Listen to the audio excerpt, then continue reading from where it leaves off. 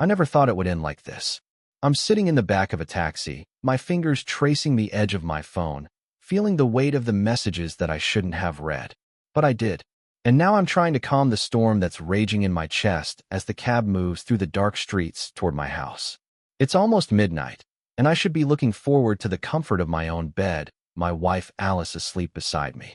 But there's no comfort anymore. There hasn't been for months.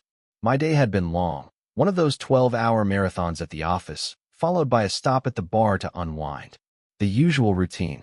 I was drained, physically and mentally, and I should have been looking forward to the quiet of home.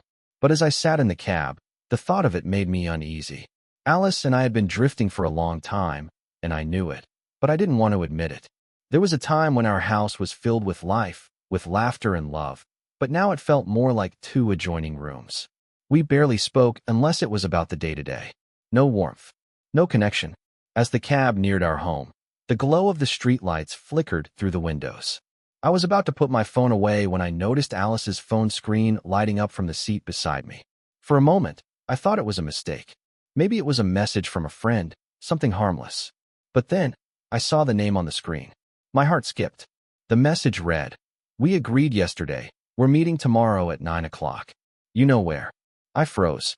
My hand hovered over the phone, and before I even realized what I was doing, I picked it up. There it was again. The words burned into my mind. You know where. Who was this man? My mind raced as I turned the phone over in my hands, my heart hammering in my chest. I thought I knew everything about Alice. I thought I knew who she was. But now I wasn't so sure. I put the phone back on the seat and sat back against the leather upholstery. My throat was tight, my stomach churning. The whole ride, I tried not to think about it, tried to silence the questions swirling in my mind, but it was impossible. Who was she meeting? Why was this happening? Was there someone else? As the taxi pulled into our driveway, I didn't feel relief. I felt dread. I'd come home hoping for answers, but instead, I was full of more questions than ever. The door closed behind me with a soft click, and the house seemed to swallow me up in its silence. I tiptoed around, trying not to wake Alice, who I knew would be asleep in the bedroom. Her breathing, deep and even, was the only sound in the dark. I sat down on the couch in the living room, the cold light of the street lamps outside casting faint shadows. The house felt so empty, as if it had been hollowed out over time, piece by piece. I had long known our relationship had grown cold, but now I couldn't shake the feeling that I was on the edge of something I couldn't ignore any longer. I stared into the dark, the stillness pressing in on me. Alice's phone, the message, the coldness, it all seemed to spin together in my mind like a broken record. She was asleep just down the hall, and part of me wanted to confront her now, to ask her what the hell was going on. But something stopped me. Maybe it was fear. Maybe it was just that I wasn't ready to hear the truth. So I did nothing. I stayed silent. But I promised myself that tomorrow I would find the answers, no matter what it took. The night dragged on, and sleep eluded me. I stayed on the couch, the shadows in the room stretching longer as the minutes ticked by. My mind was on overdrive, replaying the images of Alice's phone and the message. I couldn't get past the words. We agreed yesterday. We're meeting tomorrow at 9 o'clock. You know where. Who was this person? Who was she meeting? I tried to push the thoughts away, but they clung to me like a second skin. I could hear Alice's steady breathing from the bedroom, and for a moment, I felt like an intruder in my own home, like everything had changed without me even realizing it. The house that had once felt warm and full of life now felt like a mausoleum, hollow and silent. I knew things had been strained between us for a while, but I had chalked it up to the routine, the grind of life, and the slow erosion of connection that happens in long-term marriages. But this felt different. This felt like betrayal. I told myself I shouldn't jump to conclusions, that maybe it was harmless, a simple misunderstanding. But deep down, I knew it wasn't. I had lived with Alice long enough to recognize the subtle shifts in her demeanor, the distance that had crept between us without either of us acknowledging it. There were nights when I'd lie awake beside her, feeling the space between us grow wider, even though we were lying in the same bed. She was there, physically, but emotionally, she was miles away. And I had always brushed it off, assuming that it was just a phase, that we would find our way back to each other. But now, that phone, those messages, they painted a picture I didn't want to see, a picture I wasn't ready to face. I stayed on the couch, the hours ticking by in a haze. I didn't want to wake Alice, didn't want to confront her just yet. But I couldn't keep the questions at bay. My mind was a maze of doubt and suspicion, and the longer I sat in the dark, the more I wondered what had happened to us. How had we gone from being a couple who couldn't stand to be apart to this, two strangers passing in the night, sharing a house but not a life? I had tried to ignore the distance, telling myself it was just a rough patch, something that would pass. But now I knew it wasn't just a patch. It was something deeper, something broken. Eventually, I heard Alice stirring in the bedroom, the sound of her feet padding across the floor as she got up. I stayed frozen on the couch, pretending to sleep, pretending not to hear her. I didn't know what to say, didn't know how to start the conversation. What was there to say? I saw the message on your phone. Who is he? Would she lie? Would she admit it? I didn't want to have that conversation. Not yet. But tomorrow I would find out the truth. The thought of facing her, of asking her, felt unbearable. But I couldn't just let it go. I had to know. So, I made a decision then and there. I would follow her tomorrow. I would see where she went, who she met, and if there was anything to this, if there was something more to the messages she had been hiding. I wasn't sure what I was looking for, exactly. I wasn't even sure what I hoped to find. But I couldn't ignore the nagging feeling in my gut, the sense that the life I had built with Alice was slipping away, piece by piece. I didn't sleep at all that night. I stayed awake, the darkness wrapping around me like a thick blanket, suffocating and cold. The silence of the house pressed down on me, and I felt like I was suffocating in my own skin. I thought about Alice, about the years we had spent together, about the love that once felt so real, so alive. And now, here we were, two people sharing a bed, but no longer sharing anything else. How had we gotten here?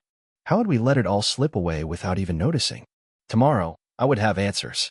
And once I had them, there would be no turning back. I didn't know where it would lead, but I knew I couldn't stay in this limbo any longer. The truth, no matter how painful, was the only way forward. The next morning, I could barely bring myself to get out of bed. The weight of everything that had happened, everything that I had seen and read, hung over me like a storm cloud that wouldn't pass. I knew what I had to do, but that didn't make it any easier. I waited for Alice to leave, watching her through the window as she walked out the door, the soft click of her heels on the driveway barely reaching my ears. I didn't want to overthink it, but the sight of her, so casually stepping into the world, made the knot in my stomach tighten. I watched her for a moment longer, wondering if she knew what was coming. I told myself that I wasn't going to jump to conclusions. I wasn't going to confront her with accusations. I was just going to follow her, to see where she went, to see if there was something I could find that would explain everything, something that might give me the clarity I desperately needed. I moved quickly, slipping on my shoes and grabbing my coat before quietly leaving the house. I wasn't sure what I expected to find. Maybe nothing at all. Maybe Alice was just going to meet a friend or run some errands. But something told me that this was different. I couldn't shake the feeling that I was about to uncover a truth I wasn't ready for. The cab was already waiting for her at the end of the street. She slipped inside, and I was quick to follow, careful not to draw attention. I didn't want her to know I was behind her, not yet. I kept my distance, watching her through the rearview mirror of my own car as she glanced out the window, lost in thought.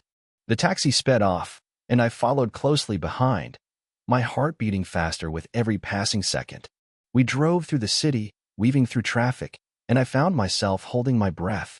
My mind was racing with possibilities, trying to guess where Alice was headed. Was she meeting someone? Was she going to a place I didn't know? Maybe she had simply decided to go out for coffee or meet a friend, someone I didn't know about. But no, that didn't feel right.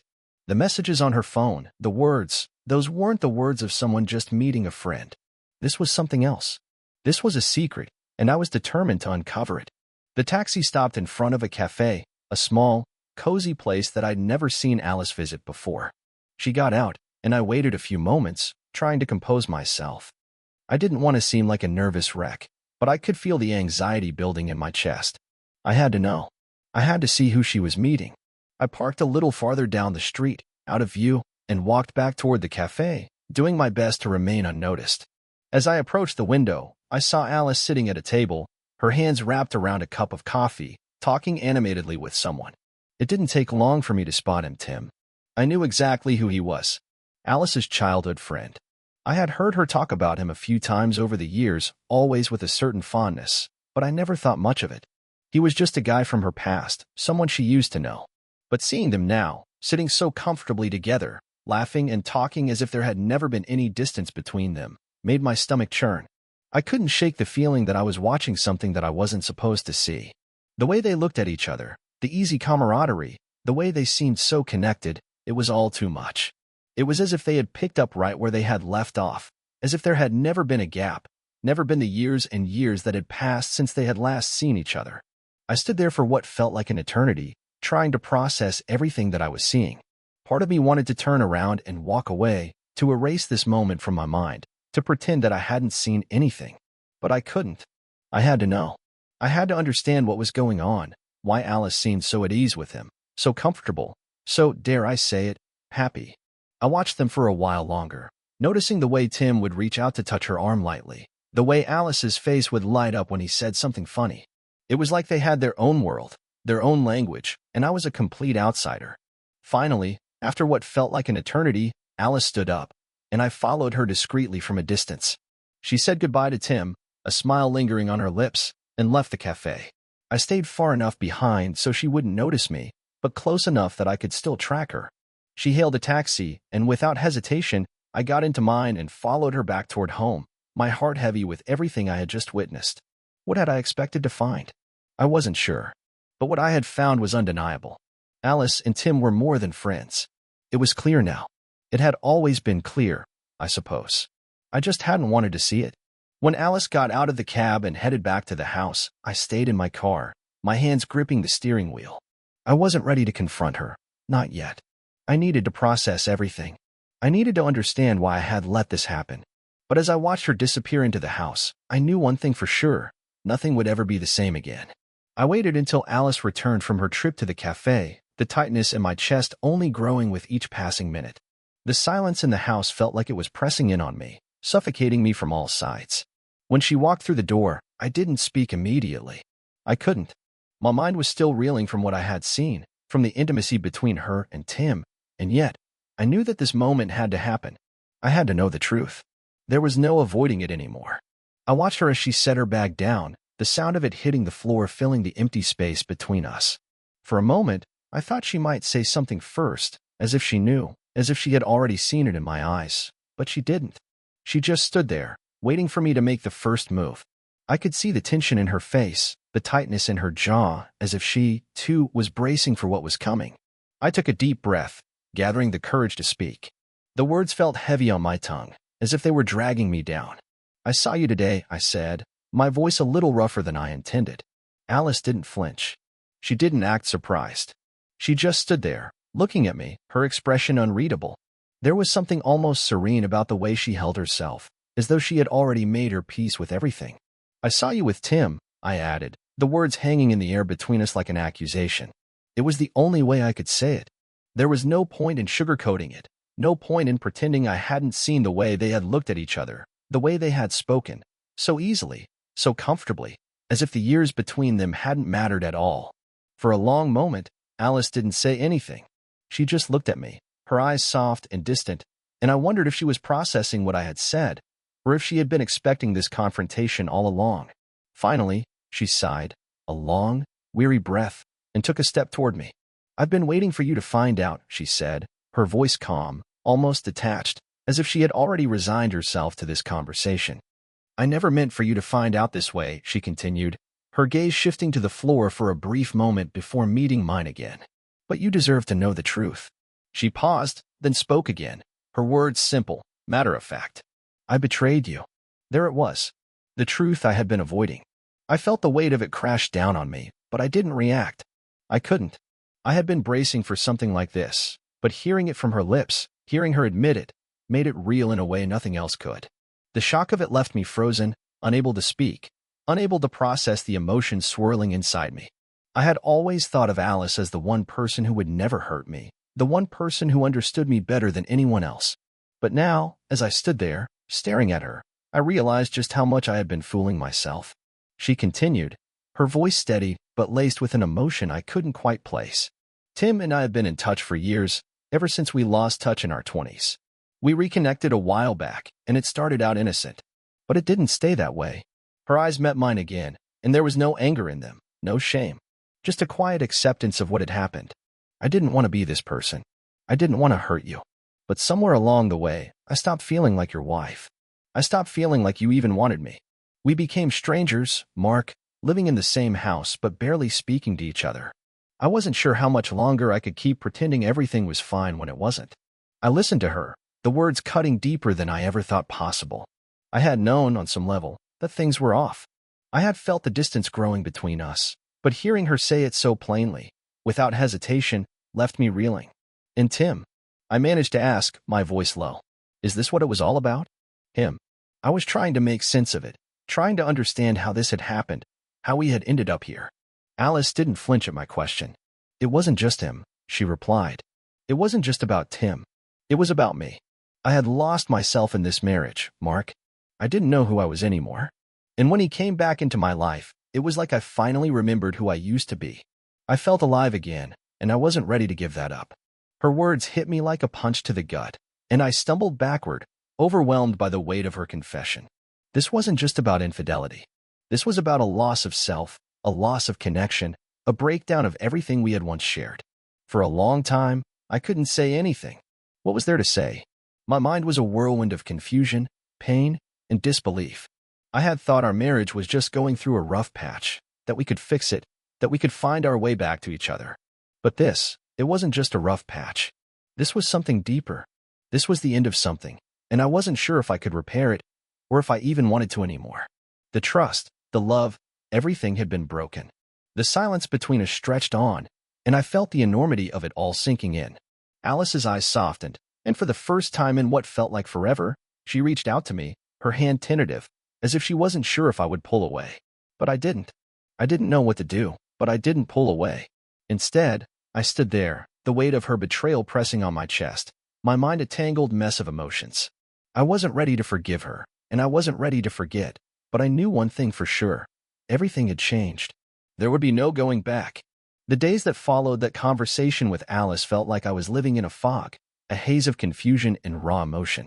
I didn't know what to do with myself. I didn't know what to do with us. The house felt so empty now, even when Alice was still in it. Every room seemed colder, quieter, as if it, too, was mourning something that had been lost. We didn't speak much in the days after. There wasn't much to say. Alice seemed to be avoiding me, unsure of how to approach me after everything that had come out into the open.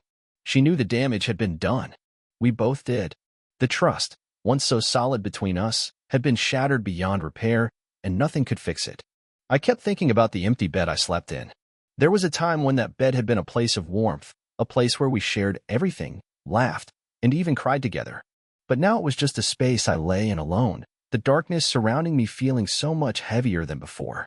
I spent a lot of time thinking about what had happened between us, about how we had gotten here. The feeling of betrayal gnawed at me, but there was something else, too. Something deeper.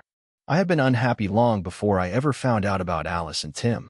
Our marriage had been slowly deteriorating for years, but I had been too scared, too complacent, to do anything about it. I had hoped things would change on their own, that we would find our way back to each other, but that never happened. Alice's betrayal, though painful, had forced me to face the reality I had been avoiding for so long. I couldn't pretend anymore that things were fine, that we were fine. We weren't. We had been living separate lives, even while sharing the same space. And while the idea of moving on from her terrified me, it also brought a strange sense of clarity. A week after our conversation, I told Alice I needed some time to figure things out. I wasn't ready to make any decisions yet, but I couldn't stay in this state of limbo forever.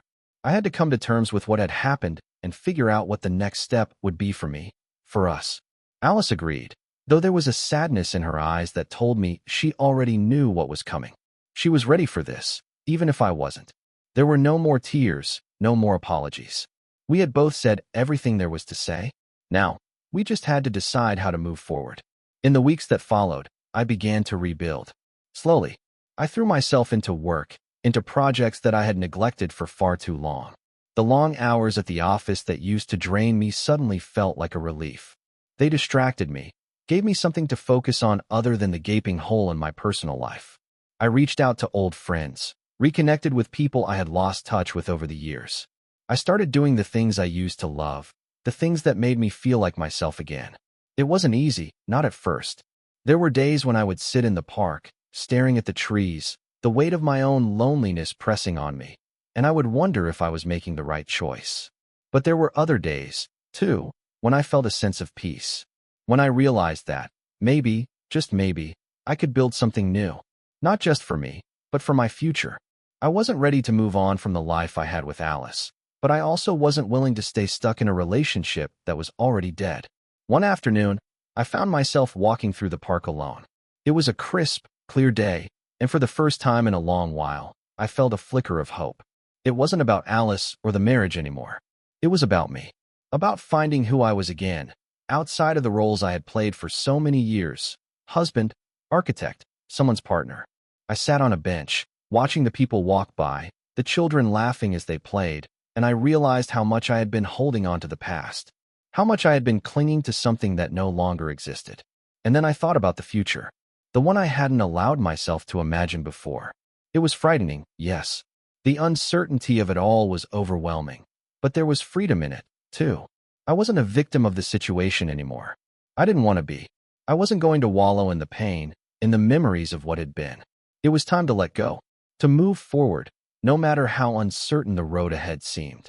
As time passed, I began to realize that sometimes betrayal doesn't just destroy, it also clears the way for something new. Maybe that something new would take time to build. Maybe it wouldn't come easily, but it would come. And in a way, I was grateful for that painful, brutal wake-up call. It had pushed me to face the truth, to stop living in denial, to start over. I wasn't sure where life would take me, but I was learning to embrace it again. The pain, the confusion, the heartbreak, it was all part of the process. I had to let go of what had been in order to embrace what could be. And as I walked out of the park that day, I felt something I hadn't felt in a long time. Hope. The road ahead wasn't going to be easy, but it was mine to walk. And for the first time in a long while, I felt ready.